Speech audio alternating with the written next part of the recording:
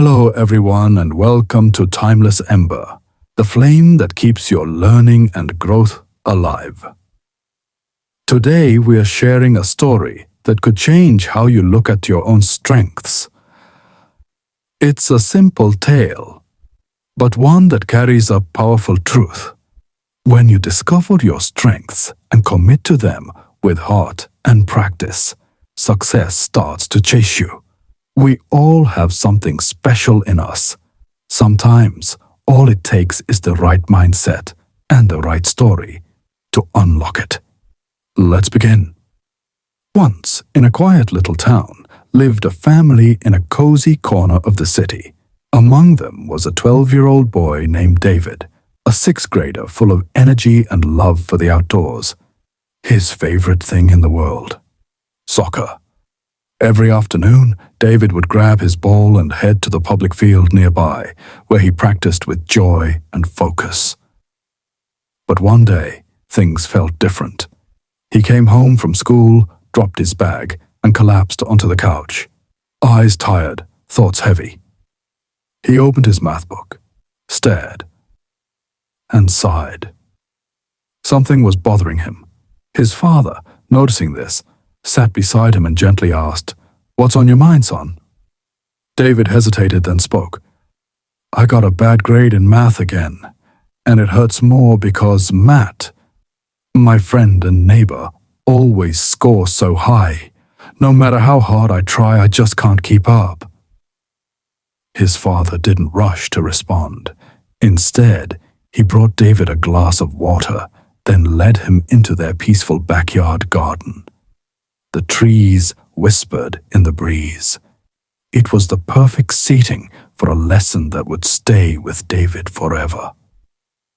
"David," his father said, "what happened today teaches us three important lessons. I want you to learn them, not by hearing, but by doing." David nodded, curious. "First," his father said, "I want you to invite Matt to play soccer with you tomorrow." The next day, David did just that. The sun was out and the field was alive.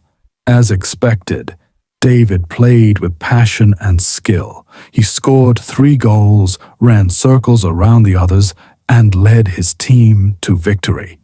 Matt, on the other hand, stumbled. He lost the ball often, missed passes, and clearly wasn't comfortable on the field. But he smiled, laughed, and gave it his best. That evening, David ran home to report. "Dad, I did it. We played, and, well, I played great, but Matt didn't do so well." His father smiled and replied, "There's your first lesson. Everyone has their strengths. You shine in soccer the way Matt shines in math. You don't have to be good at everything. Just recognize where your light is strongest." David's eyes lit up. It suddenly made sense. "What's the second lesson?" he asked eagerly. His father replied, "Tomorrow, just observe Matt. See how often he's working with numbers." David watched Matt closely at school the next day. Matt was always counting, solving math problems, playing with numbers, calculating change, even counting flower petals at recess. That evening, David told his dad everything. "Matt's always doing math. It's like a part of him." "Exactly," his father said. "That's your second lesson. Skill comes from practice.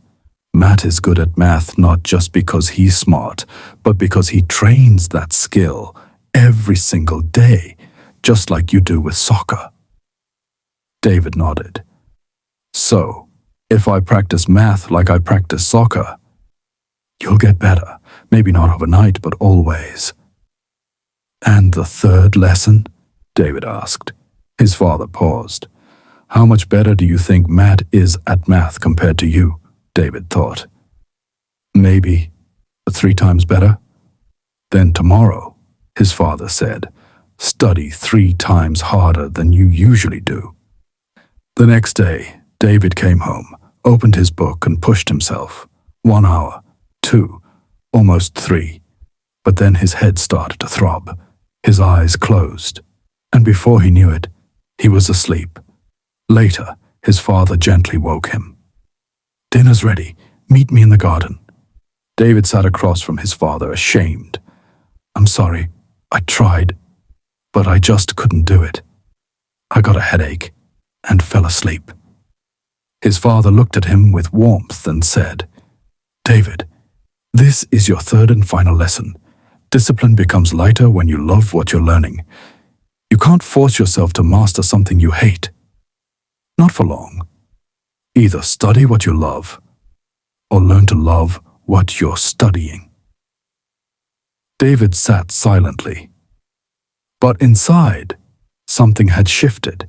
He saw himself and his friend in a new light. From that day on, he didn't try to become someone else. He practiced math with small steps, found joy in learning, and kept his passion for soccer alive. And slowly, both his skills and his confidence began to grow. Today's story from Timeless Ember wasn't just about soccer or math. It was about you. You have something you're good at, something that makes you come alive. Find it, practice it, respect the process, and if something challenges you, don't give up.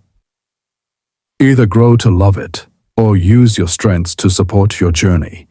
Keep listening, keep learning. This is Timeless Ember, where your spark becomes a story worth telling. See you in the next one.